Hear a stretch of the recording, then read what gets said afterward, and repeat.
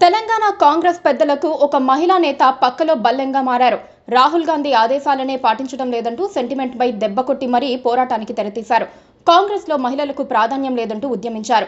TPCC chief Mahesh Kumar Goud పై రాష్ట్ర Congress party మహిళా అధ్యక్షురాలిగా ఉన్న సునీతారావు సంచలన ఆరోపణలు చేశారు. కాంగ్రెస్ కమిటీల్లో సీనియర్ మహిళా నేతలకు ప్రాధాన్యం లేకుండా పోతుందని సునీతారావు ఆవేదన వ్యక్తం చేశారు. పదవులన్నీ తన చెల్లెళ్లు, మరదళ్లకు మహేష్ కుమార్ గౌడ్ ఇచ్చుకుంటున్నారని ఆరోపణలు చేశారు.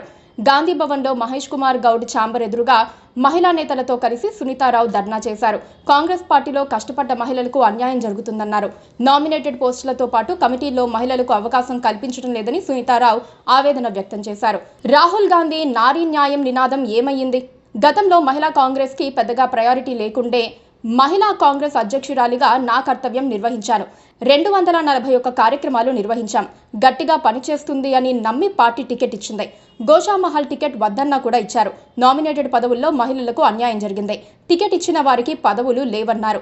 ఓడిపోయిన వారికి కూడా కార్పొరేషన్ పదవులు ఇచ్చారు అని సునీతారావు స్టేట్మెంట్ ఇచ్చేస్తున్నారు. సునీతారావు బాధంతా ఒక్కటే. ఆమెకు ఎమ్మెల్సీ ఇస్తామని చెప్పి మరీ ఏమార్చినట్లుగా ఆరోపణలు సంధిస్తున్నారు. పార్టీకి అండగా ఉంటూ కాంగ్రెస్ కోసం అహర్నిశలు శ్రమించిన తనలాంటి వారికి కాకుండా కొందరు నేతల బంధువులకే పదవులు దక్కుతున్నాయని ఆమె అంటున్నారు.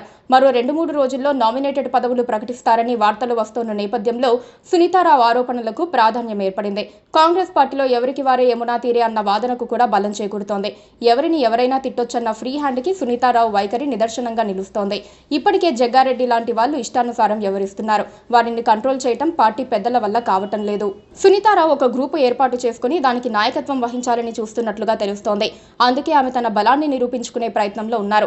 సీఎం రేవంత్ రెడ్డితోనూ టీపీసీసీ చీఫ్ మహేష్ కుమార్ గౌడ్ తోనూ మాట్లాడుకుని పదవులు తీసుకోవాల్సిన సునీత ఇలా ఎందుకు బయటపడుతున్నారన్న చర్చ గాంధీ భవన్ వర్గాల్లో జరుగుతోంది. ఆమెను ఎవరు రెచ్చగొడుతున్నారన్నది ఇప్పుడు నిజంగానే పెద్ద చర్చ అవుతోంది. ఈలోపే సునీతారావుపై కాంగ్రెస్ క్రమశిక్షణ సంఘానికి ఫిర్యాదు అందింది. మరి ఆమెపై ఎలాంటి చర్య తీసుకుంటారో చూడాలి. Please subscribe to KTV Telugu. KTV Telugu. KTV Telugu. KTV Telugu channel.